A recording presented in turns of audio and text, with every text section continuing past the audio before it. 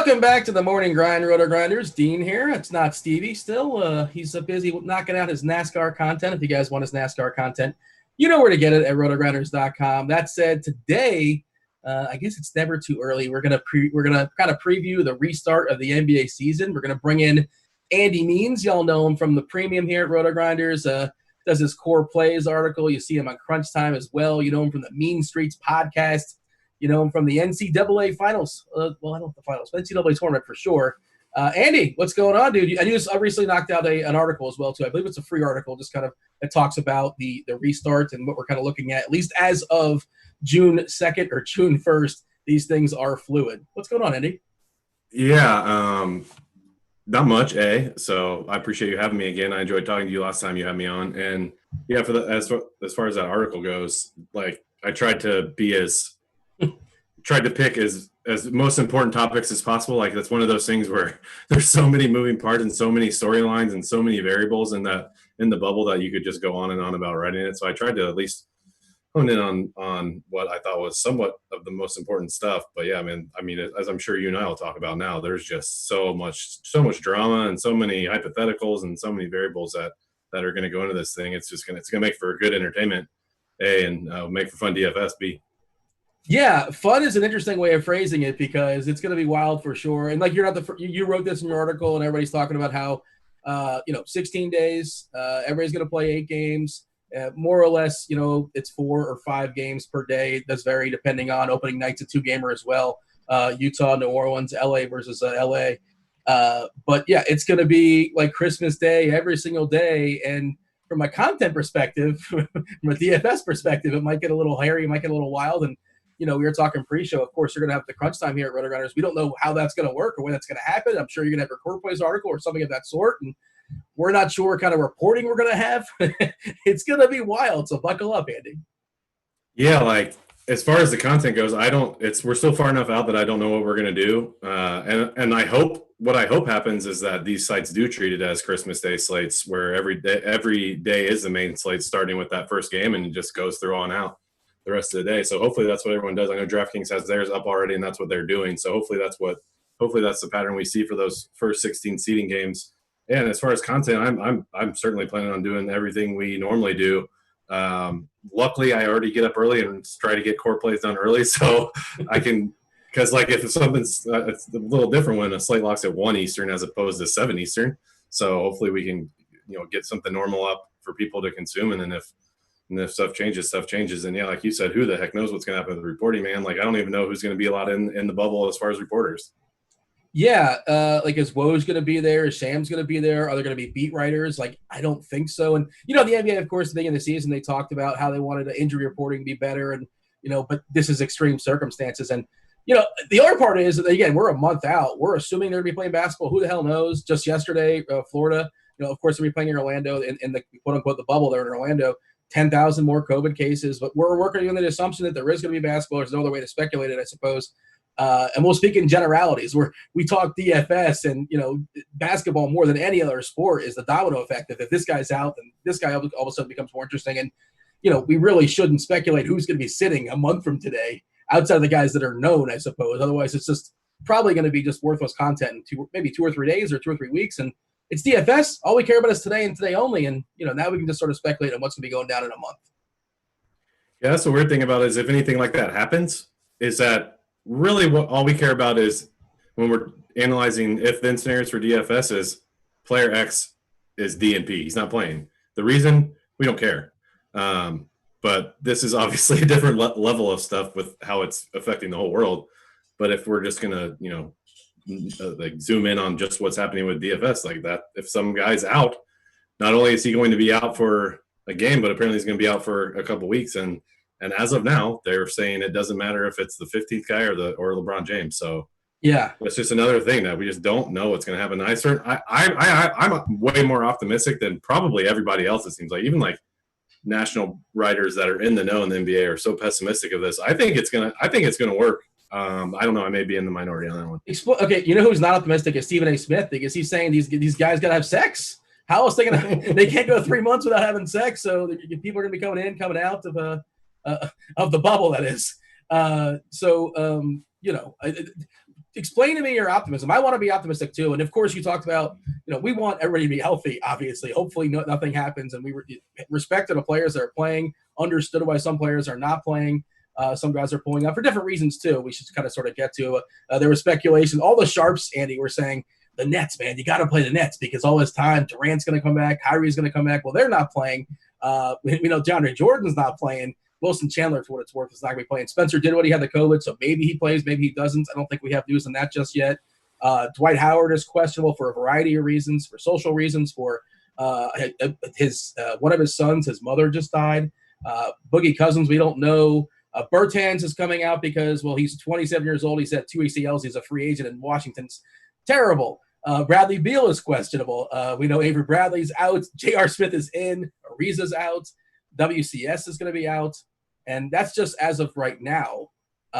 So how do we handle all this, and what do we do with all this news? And, well, the original question, Andy, I was just getting some news out there, but explain to me your optimism. I wish I was as optimistic as you are. A couple of different reasons. Like, I think if nothing else, like, let's just set the landscape of the whole situation is that there is, like, basically billions of dollars at stake here. So they're going to do whatever they can to make sure this happens. I think that much is clear. And it's okay to admit that. Like, that's a lot of money, and there's a lot of people affected. Like, it makes sense for them to try to make this happen in as safe as a way as possible. Yeah. And then secondly, you have Adam Silver running the league, and they have been just head and shoulders above every league. You have like Dr. Fauci coming out and saying that this, like, he analyzed what the NBA is doing with this. He's on board with it. He thinks it's as good as you can do. So, like, I think you have to trust that they're exploring every single avenue and tying every loose end up and doing everything possible to make sure this is going to be good to go. And I guess, I mean, I have several other thoughts that probably won't come into my mind now while I'm answering this, but also, like, everyone's out there saying, oh, they got the snitch hotline of, like, telling on the other players who leave and all this stuff, and, like, these players aren't going to stay on the campus. Man, they have a lot of money at stake too. So if they know, I trust that they know, have already been informed, if one guy screws this up in that bubble, it's going to affect the whole bubble. And so, like, I think for the most part, this is all, we're also talking about the playoffs. These guys, I think they can hone in for a couple months. They've already had 3 or 4 months off or whatever, but at this point, they've had their off season. Like, they can hone in for a couple months, get their work in, be responsible. And they're competing for a championship, for the most part. Most of them, like, obviously a few teams aren't, but I think when you factor all those things in, I think it's going to work. And also that they're already, like, we were talking about it before the pod started, but another 25 people have come. It's come out that another 25 players have tested positive since they started the official testing last week, and that's in addition, like the Goberts and the Donovan Mitchells from 3 months ago. So maybe that's a little bit of a rude awakening for some of these guys who didn't think it was that big of a deal, who didn't get it or were treating it lightly and ended up did get it. So I think the fact that all this is happening now is a good thing, because then when everyone goes into the bubble, maybe everyone's got their act together, and then you get the tests, everyone's negative at that point, and then if the bubble's not infiltrated, it should work. It just takes everyone doing their part.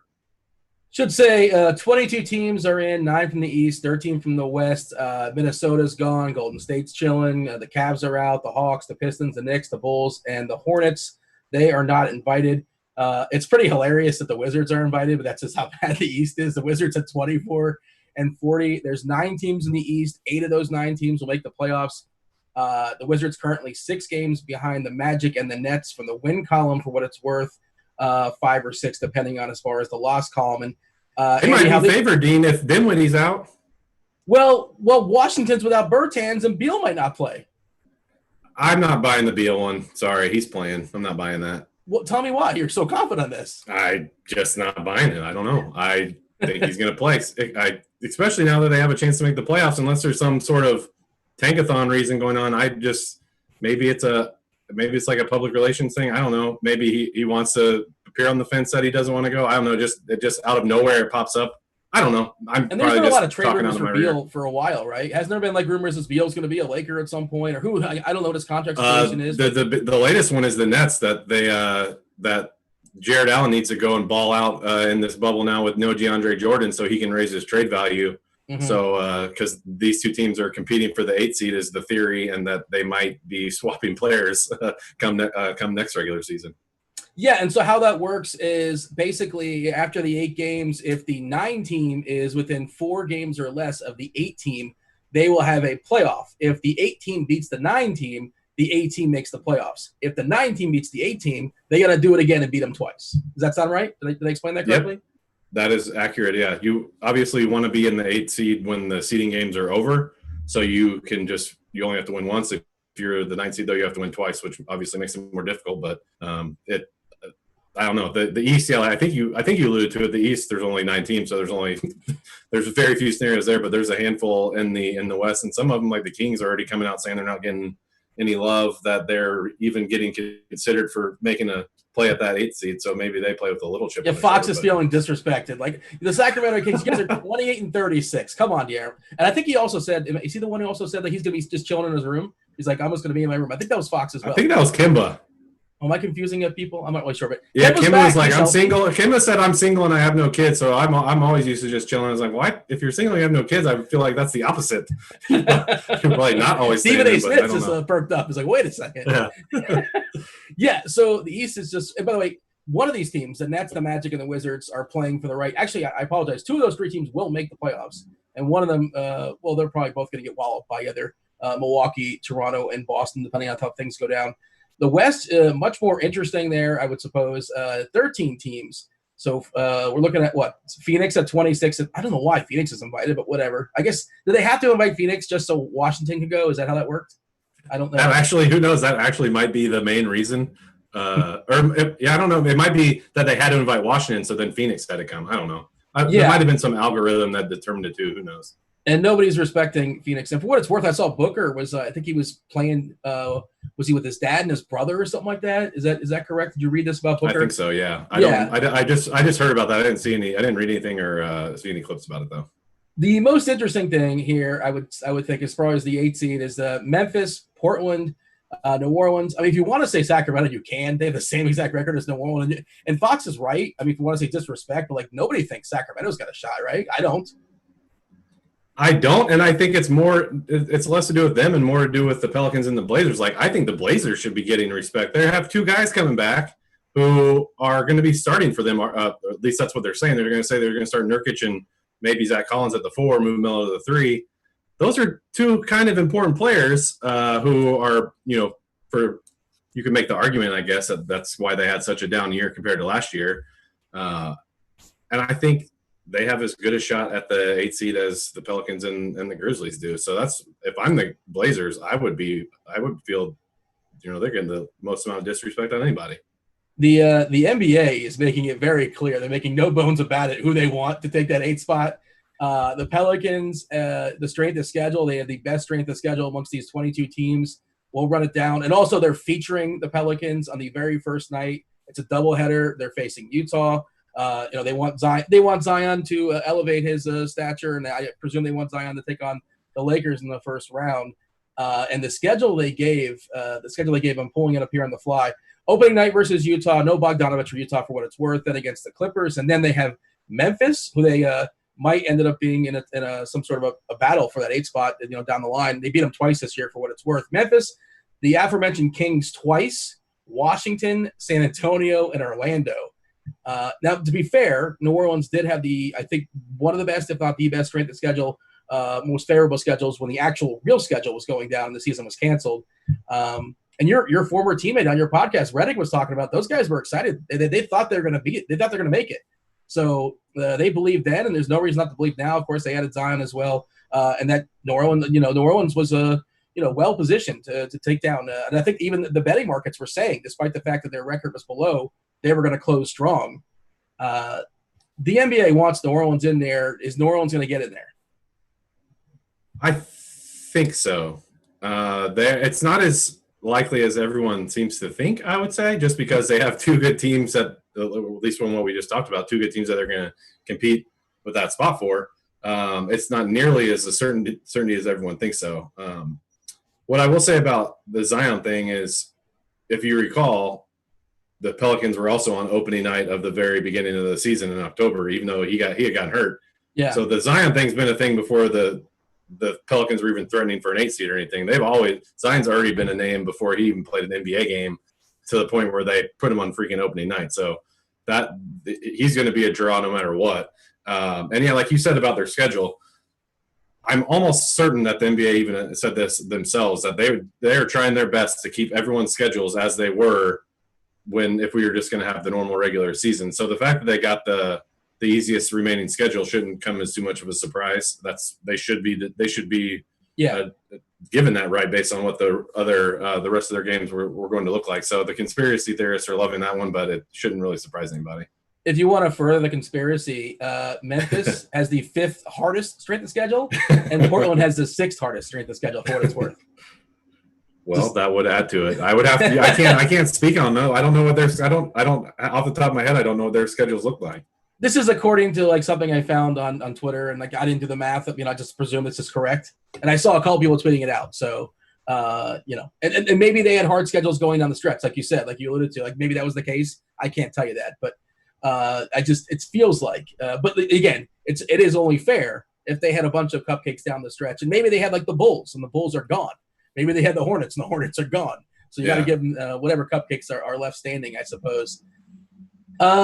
So I think that one of the most important things is going to be motivation, obviously. And it's hard to sort of project it from now, but if you look at the standings, first of all, like you were talking about this in your article, and this is a great point, like Milwaukee got screwed.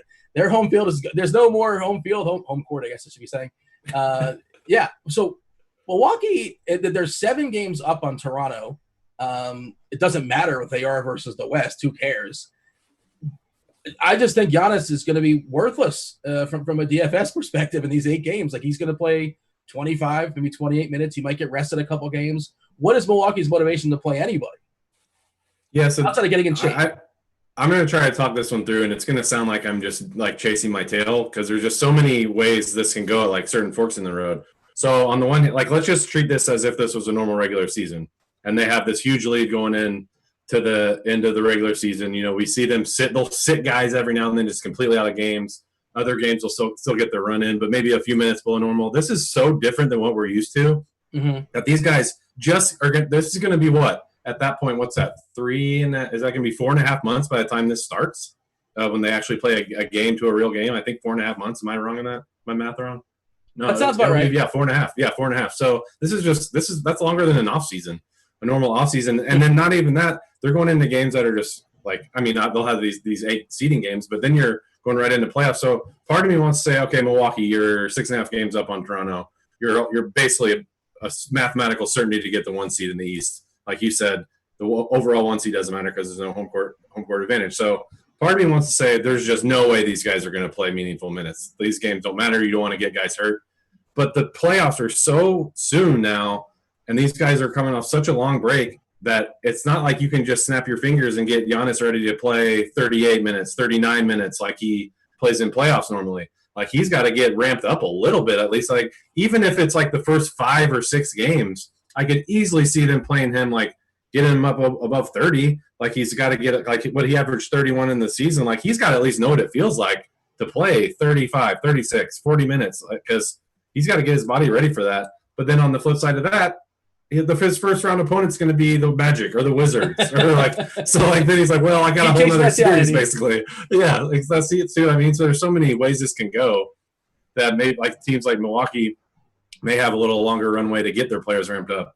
Who the Lakers could possibly play, I don't know. Those are going to be a little tougher matchups, I'd say, for their 8 seed possibility for games like Portland or Memphis or New Orleans. So maybe they don't have as long a runway as Milwaukee. So there's just so many ways this can go. You got to kind of read the tea leaves of what coaches are saying. Like I think Stotts, for instance, like I know this is a completely different than Milwaukee or the Lakers, but Stotts, the Trailblazers coach, said, I'm treating these 8 games like a playoff, or like the playoffs already as far as rotation. So like I think Dame's going to play like what he did in the regular season, where he averaged like 36 minutes, but in competitive games he's playing like 39 or 40. So you could be counting on that right from the get-go for Portland. Yeah, Stotts confirmed liar for what it's worth. Like he's one of That's true. He's one of the You mean the guy who said he's going to start Whiteside and Nurkic together as a liar? But I do agree. From just generally speaking, the teams that like Portland, a team like Memphis, a team like New Orleans, their minutes are almost definitely going to be more reliable game to game than a team like Milwaukee. And that's the thing with Giannis. Are we going to see him play 33 minutes and then sit? Are we going to see him play 22, then 26, then 28? That's what I'm worried about. And we just don't know, right? And who's going to report it? And what if we have a lockdown? What if they're the 9:30 game? What if they're the 9:30 game? And then it's going to be a nightmare, man. 2 words, Andy. Showdown. The showdown. 2 words for you, Dean. Late swap. Well, that's the tricky part, right? Like, it's so I don't know if it's too early to talk about that, but it's like we always talk about backloading. Backloading is a great strategy. You want to backload because you never know what might happen. But how about front loading and say you somehow kind of sort of knew that Lillard is in the first game and he's going to play 40 minutes. There's value in that now, right? You would think so. We're gonna know so much more after each game, and after each day, and after each game. Like, I want to know who's there as far as reporters. I want to know, are they even going to do this injury report again? I would assume so. They have the official injury report that are at 3 different times of the day. Now it's probably going to be 3 different times of the day because games are at different times.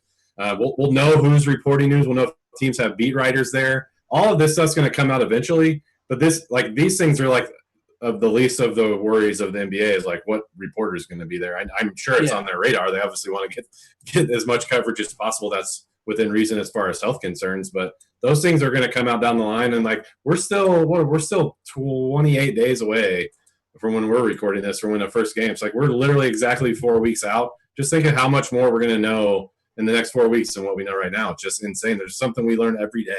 You think it's going to be like what is it, like NBA game night? Or sometimes they call the games from like the NBA studio, or like old school people, Andres Cantor, like the soccer announcer would call the games like from a studio, the World Cup games. Are there going to be like, is there a broadcast booth, or what do you think? I'm just curious from a broadcast perspective. Is there announcers there? They're not calling 5 games in a row. Like I'm pretty sure. Yeah, I'm pretty sure I saw that come out. Nothing official that they're going to be doing that remotely. Okay. That just seems like a non-essential thing. If you can have someone announce it non-remote, I think that is something that's another body you can take out of the bubble. But man, then you would also, if that's the argument, then is a reporter necessary to be in the bubble? So yeah. But for what the thing I did see about the reporters is, and this is also, I don't think this has been confirmed by the league or anything, but I think they're saying, Mr. Reporter, sir, or ma'am, if you want to go into the bubble, you have to stay in the bubble like the players. Because there's also like tiers to the amount of security, not security, but as far as the testing and like what level of, I quote it, for lack of a better word, health you have to go under. Like the players and everyone who's in contact with the players is obviously level 1, but then there's another layer behind that as far as maybe like, I don't know, probably league personnel, or then another tier below that as far as like Disney personnel, I think. So I don't know, maybe reporters can come in and out, but there was definitely an article I saw that if the reporters want to go, they have to plan on being bubbled like everyone else. Yeah, I saw something where if you're there and you want to leave the bubble, you can leave the bubble, but you can't come back for 10 days for what it's worth. So once you're in, essentially. Also, this has nothing to do with DFS, but I really hope this could be one of the great silver linings, I guess, of it. I really hope that we hear a lot of trash talking, and they're talking about the possibility of putting the games on delay for trash talking, for like a censor button. Come on. Like, I'm not sure if you watched I'm sure you watched the Jordan documentary. Yeah, if you give us TVMA on the Jordan doc, you better give us TVMA on these games. That'll be amazing, right? Like, and who's the guy you want to hear like talk trash the most? Like, who's like the guy you'd love to hear? Because there's not any noise going on. You're going to hear it, right? You're going to hear the sneakers. I have the answer to that. I don't know if that was a rhetorical question. I have the answer to that, and it's going to blow your mind. Is it Joe Ingles? Yes, it is Joe Ingles. Yes, he's like, everyone says he's like the most low-key, biggest trash talker out there, and he has an Australian accent. Like, I would be cracking up at everything he said. You ain't got me, mate. Take this jumper in your eye, mate. That was the worst. Another strip on the Barbie over here. I'd like to hear LeBron, but I think Ingles is a great answer too. I'd love to hear LeBron out there. Speaking of LeBron and the Lakers, I believe I saw a note as far as their coach talking about they're going to be cautious. I can't remember exactly how they framed it. You probably saw this as well. And again, the Lakers are 5 games up on the Clippers in the win column, 6 games up in the loss column. LeBron, one of the older statesmen in the league. There's really no reason to push these guys. And LeBron earlier in the season talked about resting, and he said, He said, like, look, I want to play every single game. I think he basically, I don't know how many games I've left. He also talk about the fans. And so, like, I want to be able to play because I feel bad for the one fan who shows up for the one game with me, and I'm not going to be there. And guess what? There's no fans there. Also, these games don't really matter for the Lakers.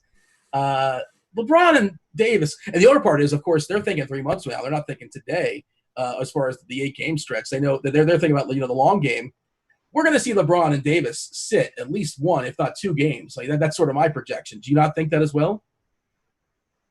Yeah, I would think so. Man, that's a tough one too. Like you said LeBron's like the elder statesman of the league, but is there anybody in this whole group of NBA players that you would expect to just come in more ready to play 38 minutes of NBA basketball than that dude? 100%. He's ready. That's like he's a superhuman. So yeah, I don't know. Like those are the kind of quotes I want to be looking out for, though. You're right. Like hearing him say that puts my antennas up a little on them in general. So like if it's the first I guess they're on that first night. So like that 2-game slate at what is it? Pelicans, Jazz, Lakers, Clippers. Like maybe I'm a little more interested in Clippers than Lakers. If you kind of get a read that maybe he wants to keep those AD and LeBron at like high 20s minutes or something. So that's obviously speculation 4 weeks out, but that's stuff we're gonna have to look for. I think these coaches are going to have to treat the first couple of games pretty seriously. I don't think they're going to, because they want to know what they have within their players. Like they obviously are going to have 3 inter squad games with teams that are in their hotels, so that'll give them a little bit of a look. But real game conditions, these games count. I think these coaches are going to want to know what they have. So at least the first couple of games, I think they're going to try to do normal rotations, try to get everybody back into the groove. And then as each game goes by, and to clarify, I don't think everyone's just going to come out and play normal minutes the first couple of games because they're not going to be ready. But I think as each game passes out of what do we have, 88 games in the 16 seeding games, we're going to know something more. A record's going to change. A player's going to get hurt. A player's going to leave. Seeding's going to change. So we're just going to learn more with each game. So it's always going to be like kind of a sliding scale of this stuff. So but I guess I'll answer your ultimate question about the Lakers, that they are one I'm concerned about just because their coach kind of danced around it a little bit, and that's information we have, and that's what we're looking for ultimately. Yeah, I feel good about D'Antoni. He sweeps the leg, man. He's up by 28 points in the fourth quarter with 3 minutes to go, and then finally he's like, I guess I'll take Harden out. And also Houston is jockeying for position. They're in the 6th spot right now. They're tied with OKC at 40 and 24. Denver's at 43 and 22. Theoretically, they can jump up to the 3. I don't know. Again, home court not being a thing doesn't make that as important, I suppose. But maybe you're thinking second round, third round matchups, things like that. Utah's ahead of them, and Utah lost Bogdanovich, and I feel like of course they're going to take a hit. Long story short, like I feel so much better about a guy like Harden than a guy like Giannis, who I referenced before. Yes. Like who knows game to game, but just a general thought. Like Harden's going to play his 38 minutes just because. And I feel like Mike D'Antoni just had the worst blowout possible come back to bite him. Like he was up 30. He's like, oh, we're good. I'm going to take my guys out here. I'm not going to play them in the fourth quarter. And then they had he gave up the greatest comeback in basketball history. Like for some reason, he just does not think the game's over until basically the last time out, the 3-minute mark in the fourth quarter. And that's when he starts thinking about taking his guys out. And we absolutely love that as DFS players. And I completely agree with you. And I'll throw Westbrook into that mix too, because of how much better he played the past couple months. So those guys, and Harden's going to play more minutes than Westbrook usually. So yeah, I will always default to those guys. If I'm ever unsure of coaches' motivations about a player's minutes, and we got plenty of studs to pick from out of these 22 teams, there is nothing wrong with defaulting to Rockets. I'm curious. I have no idea how this is going to go. Maybe you have a thought on it. We know Capella got traded away. Tucker was playing some 5, obviously, for Houston there in their small ball. They did sign everyone's third favorite Cameroonian, Luc Richard Mbamute. Of course, the first 2 power rankings. Well, I should speak for everybody, but Embiid and Pascal Siakam. So, it's really hard. He's on the podium. Nonetheless, is he going to play, or is he just there just because they're signing a body? Do we have any idea? That's a good question. I'd have to go back and look at their roster because I know they obviously not obviously, but they did waive. They have Tyson Chandler, but I don't think he's playing. Yeah, so they're down bodies, and they're just going to be playing small anyways. He might. I'd have to go back and look and see even when the last time he played like Solid meaningful minutes. basketball. So but actually that reminds me of something else. Not to skate around your question, which I just did very professionally, by the way. It was a gotcha question. Someone made a great point, and I don't remember who said it, but I could not agree more about the Portland Trailblazer the guys that we alluded to earlier, Zach Collins and Nurkic. It might have been Dame who said it, honestly, or McCollum might have said it, is that they're way less worried about them having rust or whatever coming back because everyone else has the same thing. Everyone else has been off for all this time, and it's not like these guys are coming back in February after the rest of the league's been playing, 50 games or whatever. So these guys are, Nurkic is a little different case because he's been off for a lot longer, but these guys are the margin for error is a lot. The gap, I guess, the gap between them and the other players is much smaller than it normally would be in a normal scenario. I totally forgot that Nurkic was going to be coming. He had a broken leg or something. I think it was a broken leg, so at least it looked like that. It was his leg, I'm pretty sure. And he's a big dude, obviously. Almost like a 300-pounder. Collins and Nurkic coming back. They have Carmelo. What a weird lineup Portland has. I just forgot this was like a team that existed. I'm telling you, Dean, Portland, man. Don't sleep on Portland.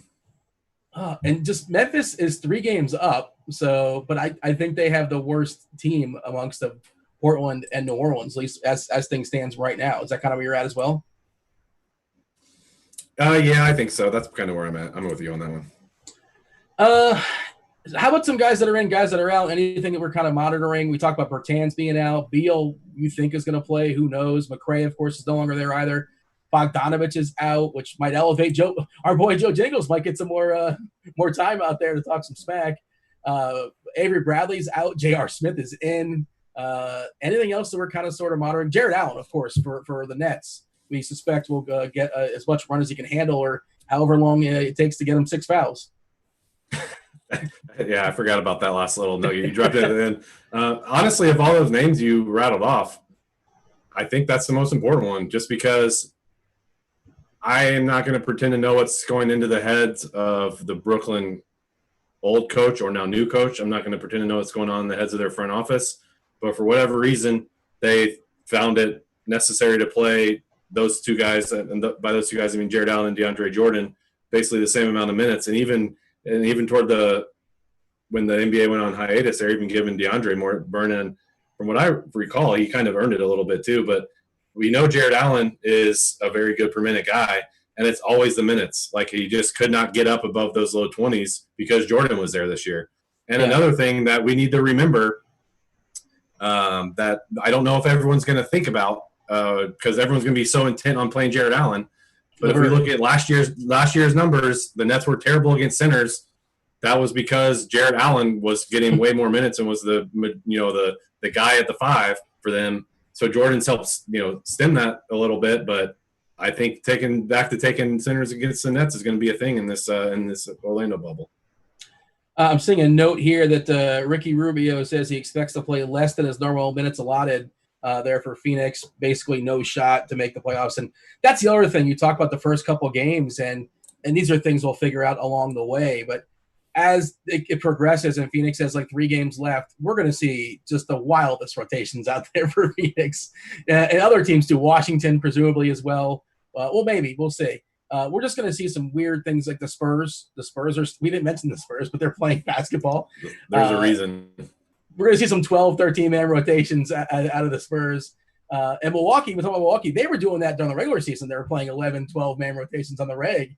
Everybody gets their 28 minutes or whatever it may be, depending on. But what situation, or is there one specific, or you have sort of like a general thought? Obviously, pay close attention to rotations and things of that sort. One thing I want to pay close attention to is Memphis, because Justice Winslow is going to be playing now. And he did not play a single game for them after the trade because of his injury. And I don't know how he's going to fit in. I don't know if my head says I don't think it's going to affect Ja Morant at all, like negatively, because like obviously Justice did some point guard duties in Miami. I don't think they'd be foolish to take the ball out of Ja's hands. So I don't think it's going to affect him. But how's it going to affect Jaren Jackson? How's it going to affect, Dylan Brooks minutes? He plays like, 30s minutes or mid 30s minutes. So and how's it going to take away from guys' usage and assist rates and rebound rates and stuff? So that's the one I really don't like because it's hard to predict. Like, so a lot of these situations, yeah, we're coming off 4.5 months of we don't know what's going on, but they're the same roster, the same coaches, the same front office. We just stopped for 4.5 months. But with Memphis, they have a guy who's not played a single minute for them who's suddenly playing. Even with Portland, Nurkic played for them last year. So that's why the Memphis situation, if you can get that right, I think you can kind of, I guess I would say get an edge over the field if you can get that right and stay away from popular ways that might come up if so-and-so is really underpriced and becomes chalky and he's 60%. And you're like, and you get the Memphis situation right. Maybe you could pass a bunch of the field that way. So that's the one I'm kind of going to be honing in on the first couple games. Yeah, if Dinwiddie doesn't go for Brooklyn, of course, all of a sudden LeVert will be really popular as well. And Sure. I was listening to Gallagher's podcast, and he was talking about I think he was talking about Chiozza versus Tyler Johnson potentially getting some run, and the coach indicated that Tyler Johnson wasn't exactly there just yet. At least this is as of and again we're still a month away, and who knows how situations change, but maybe Chris Chiozza can be a guy if he's like a super cheap, he can get some run. But there's some ifs there. There's a lot of ifs. And who really knows how things are going to go down. And, again, as the games progress, as we're at Game 7, Game 8, as teams are sort of locked in their spots. And, again, I think there is something to be said for no fans. So, like, you're not disappointing anybody by not playing certain stars. And I feel like that's going to have an effect on how who's sitting, who's resting in Game 7, Game 8, things of that sort. Do you want to take a look at the odds as far as a Vegas perspective? Because it's really interesting as far as the team futures. The Lakers – I don't agree with this. I don't think the Lakers and the Clippers should be very far apart. The Lakers are currently plus 240. The Clippers are plus 333. The Bucks are plus 250. And the Clippers are a much deeper team than the Lakers. If the Lakers, you can make the argument if they lose LeBron or they lose Davis for multiple reasons, forget it. I think forget it. Maybe forget it. Most likely forget it just because the rest of their team is just not very good. The Clippers, in theory, could sustain if Paul George went down, I think. I don't know. I don't agree with that number. Maybe you're thinking differently than me, but the Lakers at plus 240 and the Clippers plus 333. I feel like that should be very close to the same. I agree with you, Dean. I like the Clippers better. I think the Lakers do not have, unless you're counting LeBron, I do not think the Lakers have guys that can match up with the Clippers' best players. And Avery Bradley's out. Sure, maybe Danny Green, but I think it's clear to everyone that he's kind of lost a step, at least as an individual defender. Yeah. So if you're putting LeBron on Kawhi or LeBron on Paul George, yeah, it's good. What's that going to do to him on the other end of the floor? So I agree with you. And your depth point makes a lot of sense too. So I'm trying not to get in the habit of making those kinds of predictions of if you're going to make bets, but it matters. So if you're getting better odds on the Clippers, I think I'm on board with you on that one. I kind of mentioned in my article, I don't think I really have a hard time believing that anyone else besides the Bucks, Clippers, or Lakers are going to win this thing unless shit gets weird. In a regular simulation, that's just how it works. The best teams in basketball win 7-game series almost all the time, essentially. This ain't regular, right? There's a bunch of intangibles and a bunch of unknowns, and we can't pretend we don't know. And embrace the unknown. And you can argue one of the teams that had the biggest benefactors, one of the bigger benefactors of this break was the 76ers, who got Simmons back, and they're 28-1. And at the beginning of the season, I don't know what the odds are, and I'm sure it was better than 28-1 or lower than 28-1. And they've had a quote unquote disappointing regular season, but the regular season in basketball doesn't really matter a heck of a lot. Just stay healthy and kind of sort of peak at the end. And I don't know if Simmons has been working on his threes. I have no idea. In theory, I guess he can hit them, but he still just refuses to shoot for whatever reason. But if a team does beat Milwaukee, I mean, I guess Boston could. I don't think Miami can. Miami at 30-1 and Philadelphia at 28-1. That's ridiculous. Philadelphia has a distinctly better chance of winning the title, in my opinion, than Miami's got no shot. Come on. Here's where this is another thing where I feel like I'm going to be chasing my tail because I believe the 76ers you can easily make the case, and I probably would agree with whoever makes that case, that the Sixers have the best chance of knocking off Milwaukee. Just the way they matched up with them. Yeah. They've played them well. They have two guys who can guard Giannis out on the perimeter a little bit and obviously meet him at the rim. But I also think they don't match up that great with other teams. So, I think Toronto would beat them in a series. So, that's another thing where's the seeding going to lie? We were talking about how the seeds don't matter for home court anymore, but now the seeds suddenly do matter for oh, I want to get this. I want to be at the 6th seed instead of the 4 or 5, because if I'm the 6th seed, I don't have to meet Milwaukee until the conference finals as opposed to the second round. So this little stuff like that's going to factor in too. But yeah, and another thing you didn't mention about the Sixers is their home road splits as far as their record. So like they can win a freaking game on the road now. I mean, is this technically a road game? How were they in Orlando? Were they good in Orlando or were they bad in Orlando? Yeah. But it's funny, again, I'm going to drop Gallagher's podcast again, but he was making the point, or he was either talking about his podcast or he was on Maddox's podcast as well. But he was saying there might be some, in its weird sort of simulation, there might be some advantage to playing the best teams early. Like, who knows what Milwaukee's going to be in round one? Like, they haven't got their legs just yet. They're still adjusting to new situations. Who knows what they're coming out of individually? Maybe there's an advantage if you're going to play them anyway. Why not play Milwaukee in round one? Maybe that's an advantage. We don't know, but it's just an interesting thought, I thought. I would try to avoid them as much as possible. That's my take. Well, if you keep winning, eventually you're going to run into them if you're in the East. Maybe not, though. Maybe someone else will beat them. I suppose. By the way, I just pulled this up on the fly. I didn't realize there was odds on this. You can DK Sportsbook has odds. This is interesting. This is surprising, actually, to me. For the 8th seed. Who's going to win the 8th seed in the Western Conference, right? Memphis is the clear favorite here. Now, I don't know. I assume who's going to get the 8th seed. They're minus 143. A team to be the number 8 seed in the Western Conference. Memphis minus 143. New Orleans plus 300. Portland plus 400. What am I missing here? Well, I think you're missing the fact that Memphis is almost certainly going to be the 8th seed when the seeding games end. Yeah, that's a good point. They're so much more likely than all those other teams to actually be in the play-in game. That's probably why their odds are higher. Those other teams are fighting with other teams to get the 9th seed.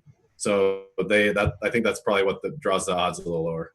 Yeah, basically Memphis in theory, unless they completely plummet and go like 1-7 or like 0-8 or something like that. If they go 2-6, maybe New Orleans has to run the table or something like that or come close to it. But in theory, Memphis essentially would just have to win one of 2 games, most likely between New Orleans and Portland at the end. Yeah, they're like 80 or 90% to be in a play-in game if it even happens. So yeah, I think that's even as the 8th seed. So yeah, that's why their odds are so good. Do you want to be ambitious and pick a winner who's going to win this whole bad boy? The whole thing? Yeah. What's the matchup? My God. I mean, it's super chalky to say like Milwaukee and one of the LA teams, but like that's kind of where we're at. Can I say Milwaukee and Los Angeles or no? You can, but the viewers will be judging you. The listeners will be like, I'll go Milwaukee and Clippers. I just, unless something weird happens, I really just can't see Milwaukee losing. I really can't. And I'm sorry, in the East, I just can't see them getting beat by anyone in the East unless something weird happens as far as people, not playing. So I'll take them in the East, and I'll go Clippers in the West. And I think, oh man, let me think that one through real quick on the fly here. You got like a dark horse team, maybe a team that's like you throw a dart at according to the sports book, and maybe you can hedge out or something like that. Miami 30-1, Denver's 25-1. We didn't talk about Denver and Jokic, spelt looking Jokic. Of course, he had the COVID as well too. But we presume it'll be a month later, and he'll be who knows? It's case by case and body by body. But we're assuming he's going to be okay. And MPJ may get unleashed. Coach Malone talked about the prospect of him actually playing. Oh, let's give him a few minutes. Sure, why not? Your thoughts on Denver? I didn't really like them anyways, pre-COVID for Jokic. So the fact that he's felt now is not going to cancel that out for me. So I would have picked most teams that they would face in a potential playoff round to beat them anyways. So I don't like them as a long shot, although they do have really good odds. Last I looked, they were like, I don't know, plus 2,600 or something to win it all, if I recall. Yeah, something like that. So I would pick someone in the East just because it's an easier route out if somehow either you or another team gets past Milwaukee. And then you're in the finals, and then at that point you can sure hedge it out that way. Hedge life. Or ride with it. Yeah. So I don't know. I would pick – it's tough. It's tough for me so far out to say that because it's such a cop-out to say, but so much of this depends on matchups, man. Like where you're seated in the bracket, if you can avoid Milwaukee, or if Boston can avoid Miami or something like that. There's just so many ways out of it. But obviously the odds change every day, so that's why you kind of have to make a pick this far out. So I'll give you my answer would be I will go Toronto as my long one. 22-1 for what it's worth as far as the Raptors currently in the DK Sportsbook. And for what it's worth, I was talking to Nicole Valencia, who works behind the scenes here at RG, and she's a Denver fan, and she made the point. She's kind of throwing out, like, maybe Svelte Jokic is a bad thing. Like, a lot of his game is like he takes advantage of the fact he's got this size. And I was like, that's interesting. That's a reasonable point, and maybe it actually could hurt him from a board perspective. But yeah, it's not like he's going to be beating everyone down the court now because he's skinnier. Like, he's so slow as molasses. So like, I think I tend to agree with that line of thinking. I was like, yeah, that's actually a good point. Yeah, maybe just from a conditioning perspective, I suppose. Like you said, like he's not going to be chasing anybody down anyway. So it's gonna be fun. It's gonna be wild. It's gonna be really interesting. I want to hear some trash talking. I want to hear Joe Jingles. I want to hear LeBron. It's gonna be good times for sure. Andy, closing thoughts before we step aside and get out of here, and tell the people your socials where they can find you and all that good stuff. Yeah, closing thoughts are this is going to be wild, man. Even just leading up to it with what's going to happen, who's going to get sick, who's going to go, who's not going to go. It's just there's something new every day, which is kind of like that with the NBA all year. So I'm looking forward to it. As far as content, I'm hoping we do crunch time as normal, which I'm almost certain we will be. And then if we can do that, like before the first game of the day, let's say there's a 1 o'clock Eastern game, we'll do crunch time at like 12:30, hopefully. Get your NBA sweat in, then MLB will come on later, hopefully do a crunch time then. So hopefully all the sites accommodate us in that regard, because that'd be a great schedule for content and for everyone out there who wants to consume the content. So hopefully that's what happens, and I'll be doing the core plays and expert survey and stuff as usual. And then if you want to hit me up on Twitter, I'm Meansy, Ameansy, and I'm always in Discord too. If anybody wants to hit me up there, and I'm guessing the Discord NBA channel is going to start popping here soon, because it was when we were in the thick of it for the regular season, a couple months ago. That channel was humming, man. There's tons of people in there, and that's the place to be. Much thanks for coming on here, Andy. And it's worth noting you have the DFS guide to the NBA restart in Orlando. I believe that's a free article right now on RG. So you guys can, so you guys can go ahead and check that out. That was Andy Means. We're talking NBA. Cannot wait. It's going to be a fun 16 days. I was Dean. This was the Morning Grind. We're out of here. Holler!